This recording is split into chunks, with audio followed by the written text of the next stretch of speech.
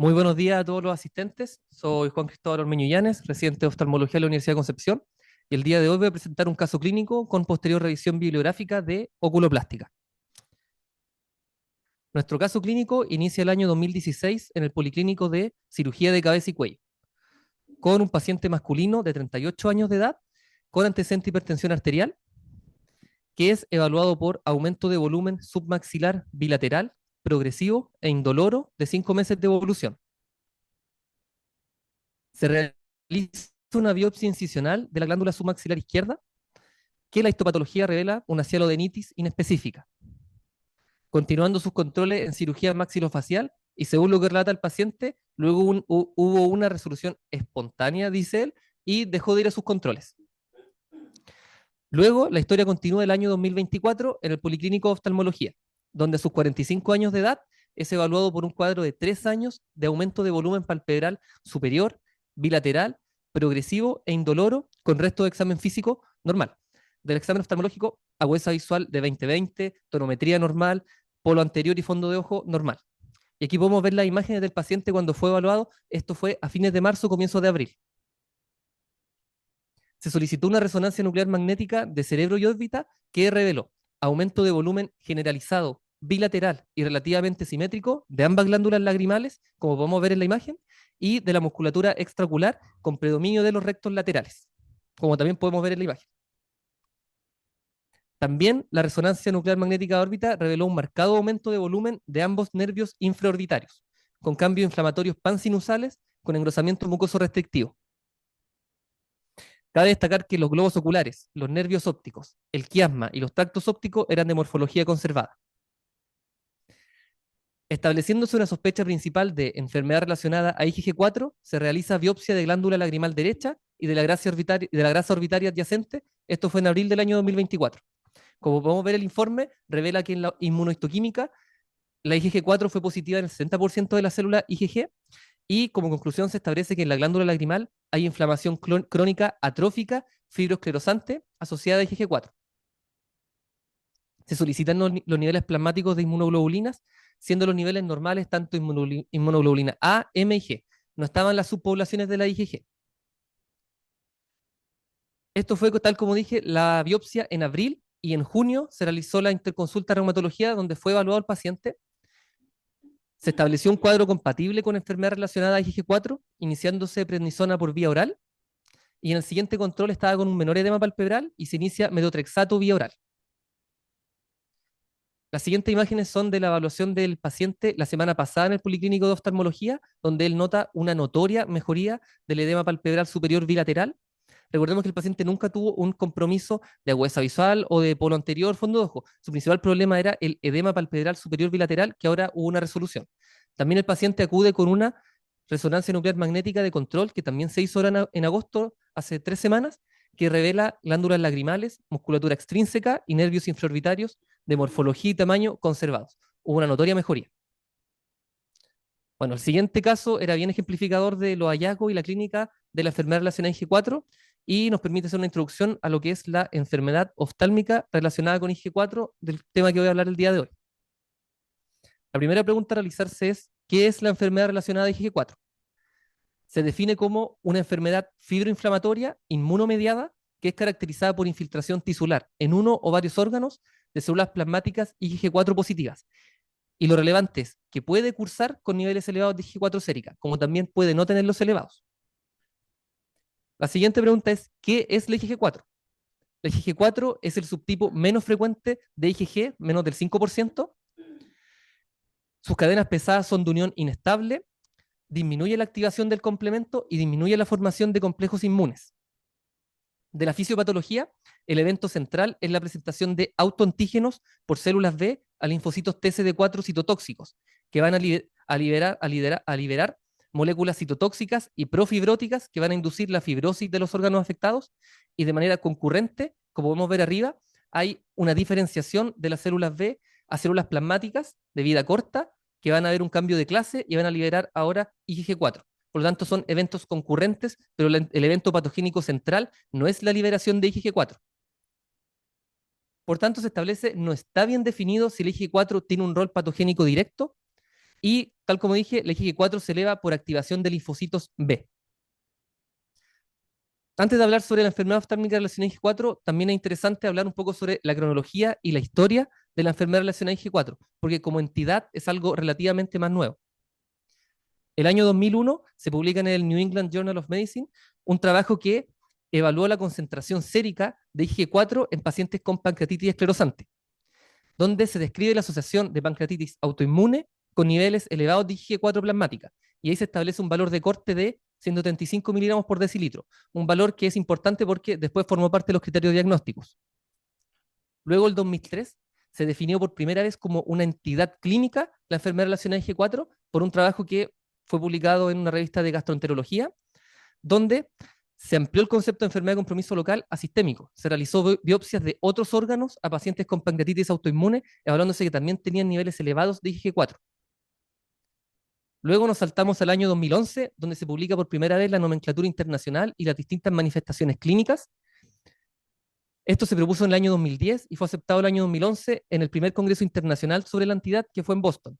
Y en la imagen les estoy presentando lo que es las manifestaciones oftálmicas, donde se describe la enfermedad oftálmica relacionada a IG4, que en inglés es ROD de Related to Ophthalmic Disease, y las distintas manifestaciones que puede tener, tanto en glándula lagrimal, en tejido graso y en musculatura extraocular.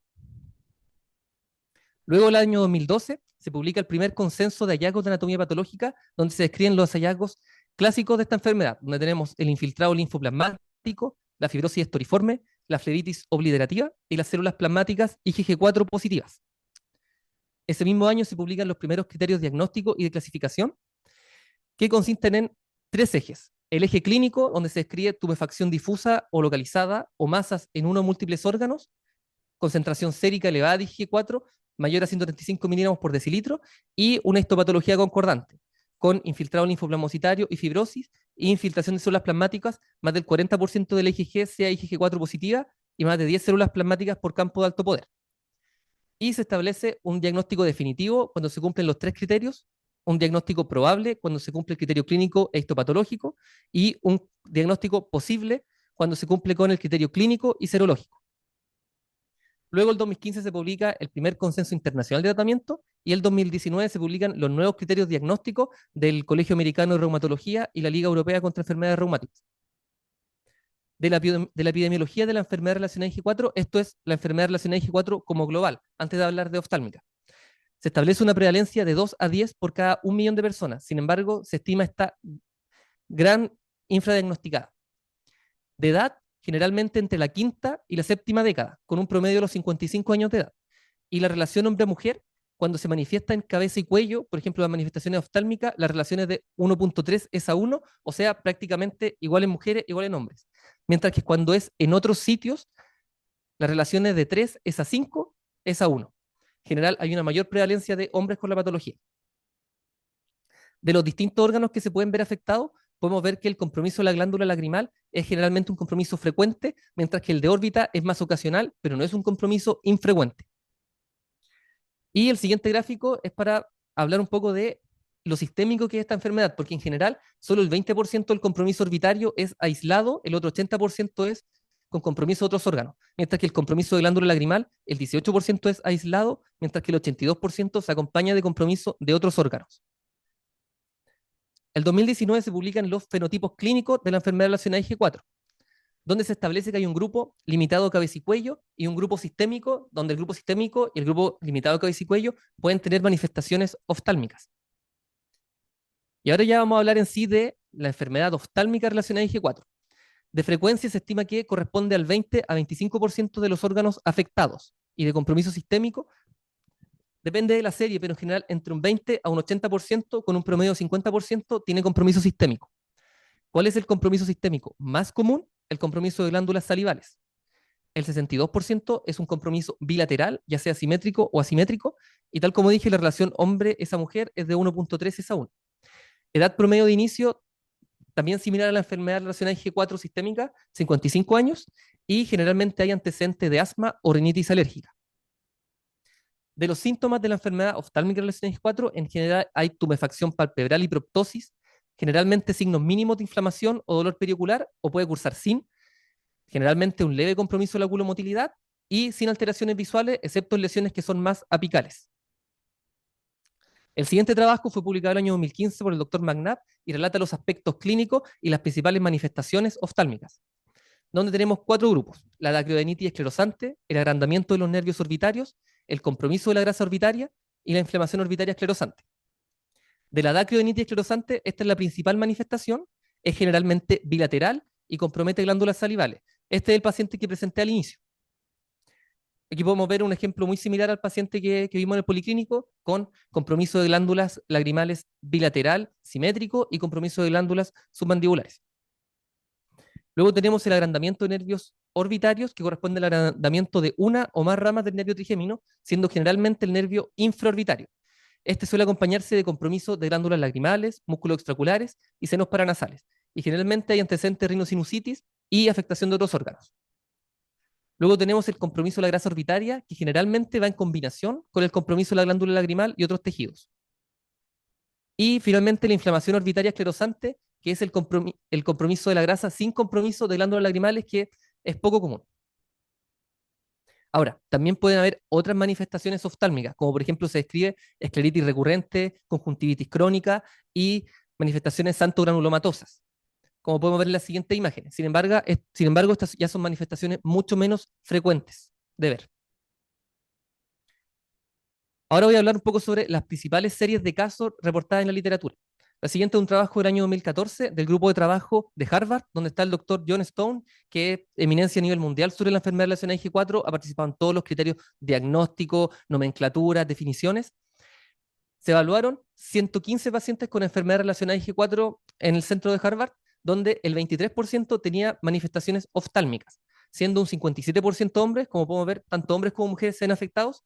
La edad del diagnóstico promedio fue de 50 años. El principal compromiso fue la glándula lagrimal con un 62%, bilateral fue el 71% y un 71% se acompañó de compromiso sistémico.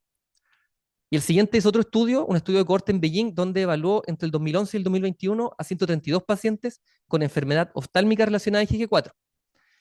Como podemos ver en el siguiente gráfico, en el superior a la izquierda, la edad media fue de 52 años, un 57% fueron hombres y el tiempo del diagnóstico fue en promedio 24 meses. Esto comparándola con aquellos que no tenían manifestaciones oftálmicas, la edad promedio, el tiempo promedio para diagnóstico fue de 8 meses. Entonces, demora mucho más llegar al diagnóstico en la enfermedad oftálmica que sin manifestaciones oftálmicas.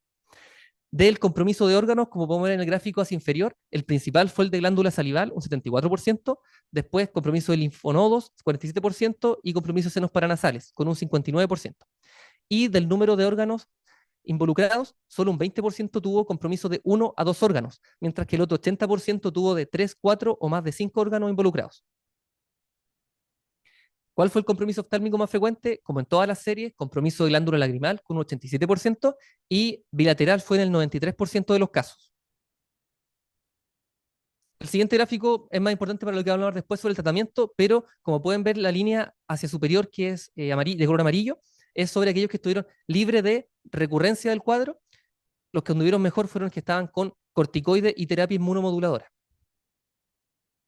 El siguiente es como un ejemplo típico que es muy similar al paciente que vimos en el policlínico. Hombre de 72 años, antecedente de rinosinusitis crónica, con historia de un año de edema palpebral superior bilateral, sin dolor, sin diplopia, sin compromiso de la motilidad, una huesa visual de 20-25 en ambos ojos, con compromiso bilateral de glándulas lagrimales, compromiso músculos extraculares, principalmente el recto lateral, y con lesiones infiltrativas en senos nasales. Yo les hablé de los criterios de enfermedad relacionada a IG4 que eran del año 2012. Ahora, el 2015, un grupo japonés de estudio publicó los criterios oftálmicos de la enfermedad oftálmica relacionada a IG4, donde, tal como los criterios de la enfermedad relacionada a IG4 sistémicas, tiene tres ejes. El eje clínico, que es más que nada imagenológico, un eje histopatológico y los niveles séricos de IG4. De imagen se describe como criterio el agrandamiento de la glándula lagrimal, nervio trigémino o musculatura extracular, así como más agrandamiento o lesiones hipertróficas en varios tejidos oftálmicos. La histopatología es similar a lo que describí previamente, con infiltración de linfocito y plasmocito y a veces fibrosis y una proporción de IG4 40% superior al de la célula IgG. Y de los niveles elevados de IG4 sérica, mayor a 135 miligramos por decilitro, que tal como vimos, era en relación a este principal trabajo que fue del año 2001. También se establece: diagnóstico definitivo es cumplir con estos tres criterios: probable, con los primeros dos y posible con el criterio imagenológico y de niveles séricos. Siguiente trabajo es bien interesante porque evaluó 105 pacientes con tumores orbitarios e hizo un análisis retrospectivo y se dieron cuenta que un 17% podían ser reclasificados como enfermedad oftálmica relacionada a G4. Por tanto, en general esta entidad es nueva, pero siempre ha estado, solamente que ahora se está haciendo el diagnóstico y ahora lo definimos como una nueva entidad clínica. De los hallazgos clásicos en imágenes. Siguiente, un trabajo que fue publicado en el año 2014, donde se evaluaron 27 pacientes con enfermedad oftálmica relacionada a G4. De los 27 pacientes, el 89% tuvo el tamaño de los músculos extraoculares aumentados. El 88% fue bilateral y en el 71% fue compromiso del recto lateral. En el 96%, o sea, prácticamente en todos, los tendones de los músculos extraoculares estaban intactos. El 70% cursó con agrandamiento de la glándula lagrimal, 44% con un proceso infiltrativo en la grasa orbitaria, un 30% con agrandamiento de nervio infraorbitario y un 89% con inflamación de la mucosa de senos paranasales. Aquí podemos ver entonces los hallazgos clásicos. Agrandamiento de la glándula lagrimal bilateral, agrandamiento del nervio infraorbitario, compromiso de musculatura extraocular, principalmente el recto lateral, sin comprometer los tendones, y compromiso difuso de la grasa orbitaria. Y proponen incluso un esquema diagnóstico donde, al haber un agrandamiento de la musculatura extraocular bilateral, que corresponde a la parte de arriba, y se compromete principalmente el recto lateral, y los tendones están respetados, hay que considerar con harta fortaleza que sea IG4. Y de no estar, y de estar comprometido el tendón, bueno, hay que considerar igual otras patologías, al igual que cuando es principalmente compromiso de recto inferior y recto medio, donde, como sabemos, se comprometen más en la enfermedad tiroideocular. Y cuando es unilateral, generalmente hay que buscar los otros hallazgos que son más sugerentes, por ejemplo, agrandamiento de la glándula lagrimal, compromiso de senos paranasales, agrandamiento del nervio infraorbitario. Sobre el nervio infraorbitario, este es un trabajo de una serie europea que evaluó el compromiso de nervio orbitario en pacientes con enfermedad oftálmica relacionada a G4 versus pacientes con enfermedad inflamatoria orbitaria idiopática no IG4. El 53% de aquellos con enfermedad oftálmica tenían un agrandamiento del nervio infraorbitario, que se definió como un diámetro de nervio infraorbitario mayor al nervio ocular en el corte coronal de resonancia nuclear magnética, mientras que el 0% de aquellos con enfermedad inflamatoria orbitaria idiopática tuvieron agrandamiento del nervio infraorbitario. La siguiente pregunta es, ¿se ve esta patología en población pediátrica y tienen manifestaciones oftálmicas los niños con enfermedad relacionada a G4? Estas son las principales revisiones publicadas en la literatura. Hasta ahora hay 29 casos reportados al año 2021 de enfermedad oftálmica relacionada a G4 y se establece que es la principal manifestación como órgano, siendo un 44%. Hay una mayor frecuencia de unilateralidad versus bilateralidad en niños en comparación con adultos, donde pudimos ver que en adultos la mayoría es bilateral. También acá solo un 40% de los niños tiene la IG4 positiva en suero. En adultos generalmente son 2/3, cerca de un 70%. Acá es mucho menos frecuente. Y también la tasa de IG4 a IgG es mucho más variable. Y en general tienen una alta tasa de recidiva en comparación con adultos. Y aquí podemos ver, por ejemplo, un caso ejemplificador de enfermedad oftálmica relacionada a IG4 en niños, donde con mayor frecuencia se ve compromiso unilateral. Sobre la experiencia local, el siguiente es un trabajo publicado el año 2022 en la Revista Médica de Chile, de una serie clínica de pacientes chilenos, donde también participó la doctora Cuellar, que es de acá del Hospital Guillermo Gran Benavente. Fue un análisis retrospectivo de fichas de 52 adultos con enfermedad relacionada a G4 en 6 centros médicos entre el 2011 y el 2019. Se estableció que el 25% tenía manifestaciones oftálmicas, todos tenían la histopatología bien categórica y de tratamiento el 100% estuvo con glucocorticoides y un 67% estaba con un inmunomodulador, mientras que un 15% después con rituximab, que eso lo vamos a ver ya en la parte de tratamiento. ¿Cuáles son los principales diagnósticos diferenciales de la enfermedad oftálmica relacionada a G4? Se establecen como los principales. La enfermedad inflamatoria orbitaria idiopática, tumores de glándulas lagrimales, el linfoma, la granulomatosis con poliangiitis, el Sjögren y la sarcoidosis. Lo más relevante de esto es que muchas patologías se pueden ver similares en el compromiso orbitario, sobre todo cuando es bilateral, pero ahí está la relevancia de la imagen y la histopatología.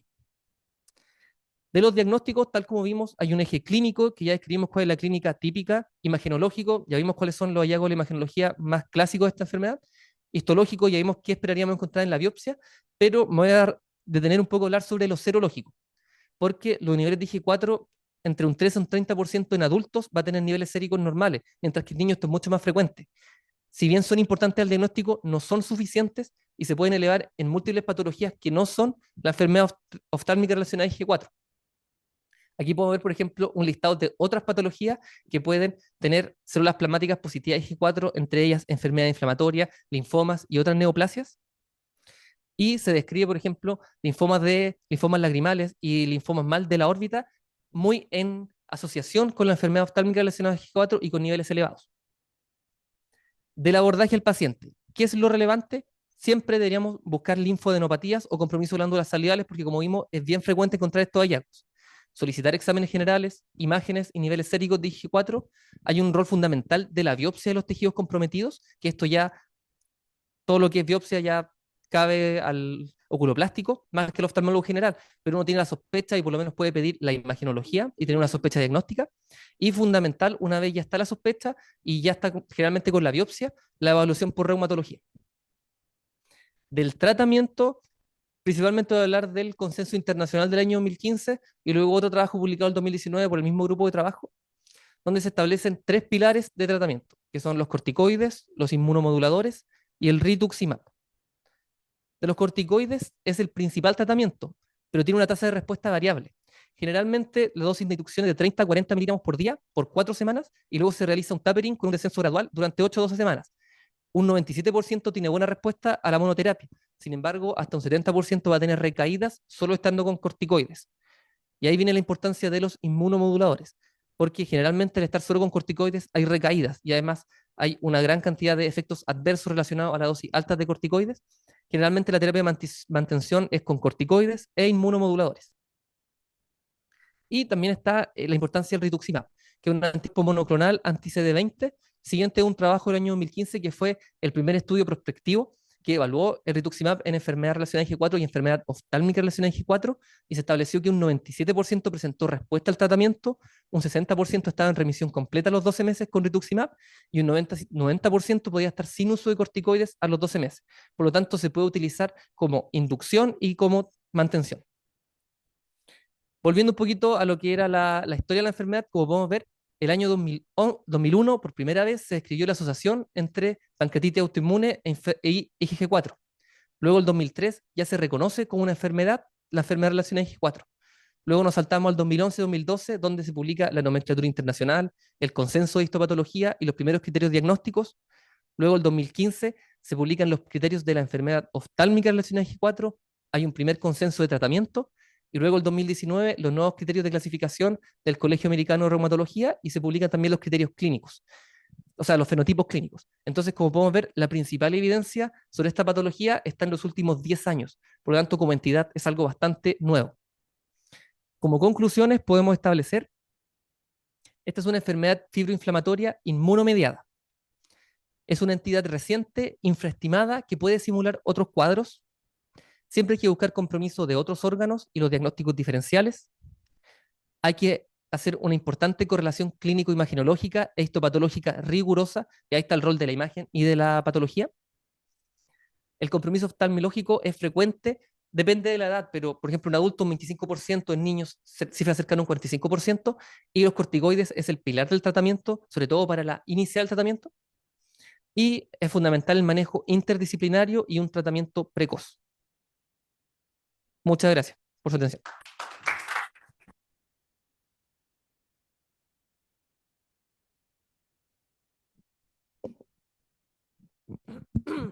Primero, gracias Cristóbal por tu claridad mental para dejarnos esto tan fácilmente entendible. No es una enfermedad fácil, es una enfermedad que otras veces lo han presentado. La Cristi ha estado preocupada de que la conozcamos como entidad clínica, pero te diría que por primera vez me quedó súper claro, ¿ya? Sobre todo porque nosotros de repente nos quedamos con la idea de que la enfermedad inflamatoria, o sea, que tiene más como presentación clínica como una enfermedad inflamatoria idiopática de la órbita, o sea, algo más grosero, digamos, de verlo y no tan, entre comillas, difícil de diagnosticar en en las primeras etapas, digamos, o cuando no, cuando la inflamación no es tan importante, ¿ya? O sea, cuando tú me muestras esos escáneres, lo primero que pensaría es una orbitopatía histeroidea, excepto porque es el recto lateral que menos en esa entidad, digamos, se afecta y aquí es el principal. Entonces eso nos puede ayudar mucho. Pero la verdad, a mí o no lo he sospechado o no me ha tocado mucho hacer diagnóstico en relación o a estrabismo, que en realidad es poco frecuente, sino que hay afectación del músculo, pero prácticamente no hay estrabismo. Entonces no me ha tocado mucho tener que diagnosticarlo así. Ahora yo creo que aquí la Cristi y Gloria son las que tienen que comentar más. Yo creo que has tenido hartos casos. Bueno, en esa casuística que mostró Cristóbal y que participó la Cecilia Cuellar, eran pacientes de nosotros, eran pacientes del servicio de oftalmología, los que ella presentó. Y entró esa estadística. Pero primero felicitarte, muy buena la presentación. N- eh, Tienes razón, y aquí hay un tema un poco medio raro, pero de repente nosotros incluso en los congresos de oculoplástica es como, ya, llegó la vedette de la IgG4, entonces ahora todo es IgG4, entonces como que también hay un infradiagnóstico sin duda, pero ya hay un sobrediagnóstico en los grupos subespecializados. ¿Qué quiero decir yo con eso? Que la patología es difícil. ¿Ah? La patología no es, yo voy a decir una apreciación muy personal de las subespecialidades dentro de todo. Creo que nosotros estamos muy armados como oftalmología en entender que tenemos que tener subespecialidades, pero en otras especialidades no. Y la subespecialidad o el tener una expertise frente a este tipo de informe de biopsias no lo hace cualquier patólogo. Entonces hay que tener cuidado con dos cosas, les diría yo aquí a ver esta enfermedad que hay que estarla pensando. Uno, los informes radiológicos son informes. Hay que ver las imágenes. Es muy común que los radiólogos digan conclusión diagnóstica compatible con enfermedad tiroidea ocular.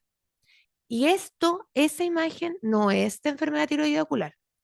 Y es muy común, y me ha pasado, fibrosis esteriforme, enfermedad IgG4, y no cumple los criterios, que a lo menos son tres, de la biopsia, yo haciendo una biopsia. Entonces, momentito, vamos a hablar de nuevo de qué es lo que pasa, porque son de esos pacientes que después empiezan a ir mal. Estos son muy respondedores a los corticoides, como tú dijiste, que uno baja el corticoide y altamente pueden, digamos, recidivar. Por ende, tienes que hacer un manejo en conjunto con reumatólogo, vas a dejar un inmunomodulado y con eso les va a ir bien, pero es impresionante cómo estos pacientes les sacan los corticoides y se vuelven a inflar así como sapos como estaban antes, con estas inflamaciones que por mucho tiempo pasaron bien larvadas. Nosotros tenemos hartos casos acá que estaban diagnosticados como tumor de Kuttner o patologías de glándulas salivales 10, 15 años antes y después viene la manifestación así netamente orbitaria.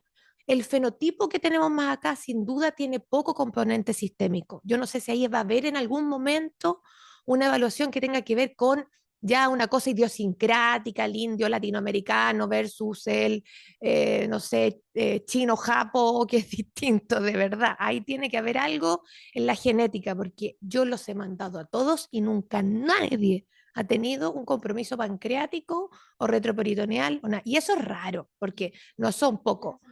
No les hacen resonancia y les hacen a veces estudios más clínicos, pero no tienen ni una manifestación, nunca las hacen. No creo porque no son tumores que sean, o sea, son masas más que tumores que sean tan chiquititos y que tú los quieras ver que tengan una actividad, digamos, de la glucosa alta porque no los estés diagnosticando.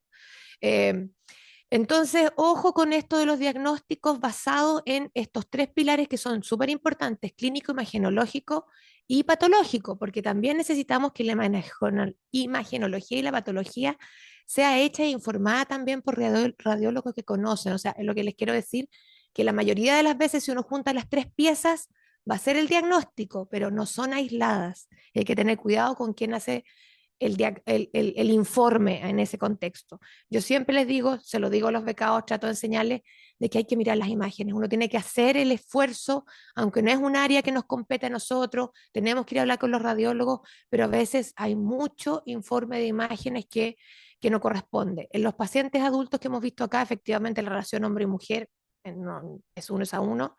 Y el compromiso de glándula lagrimal más que de la musculatura extraocular, lejos es el más importante, lejos. Y son pacientes que tienen todo el párpado muy tumefacto, esta glándula grande, y como que te encuentras con una resonancia muy cantora, muy así como, wow, que inflamado está todo. Y ahí sí, yo considero que la biopsia no es algo para hacer por oftalmólogo general, pero sí hay que sospecharlo y entonces enviarla para diagnóstico. ¿Mm? Así que nada, ya tenemos un caso de un niño, fue uno de los primeros a nivel latino, el primero latinoamericano publicado. Ese chico respondió muy bien, fue unilateral, afectó el recto superior y parte del elevador del párpado superior como una masa única. Y la verdad es que tuvo que hacerse tratamiento con inmunomodulador y corticoides con buena respuesta, con ya, no sé, casi 8 años de seguimiento, o 9, porque lo diagnosticamos hace 9 años más o menos. El único caso que yo tengo. No sé si alguien más quiere decir.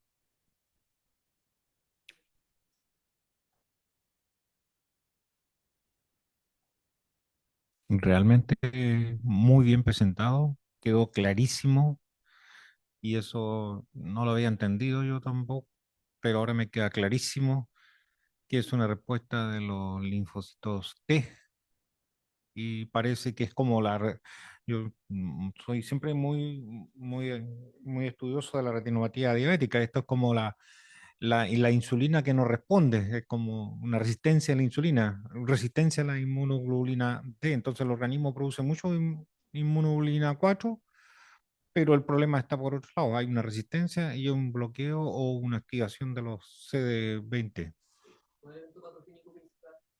Claro, es como la resistencia a la insulina. Tú también tienes experiencia, ¿no? Glorita, ¿algo que agregar? No, solo felicitar, excelente presentación. Estoy absolutamente de acuerdo con todo lo que dijo la Cristi. También creo que hay un subdiagnóstico en los pediátricos. Nosotros tenemos dos pacientes. El chiquillo del elevador del párpado era de Chillanejo y la otra chiquilla que la Cristi también biopsió y ahora está con micofenolato, que tiene creo que 5 años, también era de Chillanejo, así que yo creo que hay más de esos 21 pediátricos. Y Ok. recalcar lo importante de la biopsia, recordar que hay dos formas de afrontar una enfermedad inflamatoria orbitaria inespecífica, entre comillas. Una es el pulso de corticoides tipo prueba terapéutica y ver cómo responden, y la otra es hacer la biopsia. Actualmente eh, todo está dado más hacia la importancia de una biopsia precoz antes del uso de corticoides, porque en general la medicina va hacia tener diagnósticos cada vez más específicos. Pero muchas felicitaciones por la presentación súper clarita, concisa y precisa.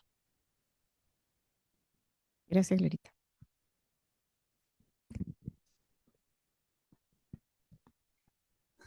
Perfecto. Muchas gracias por su asistencia. Damos por finalizado la reunión del día de hoy.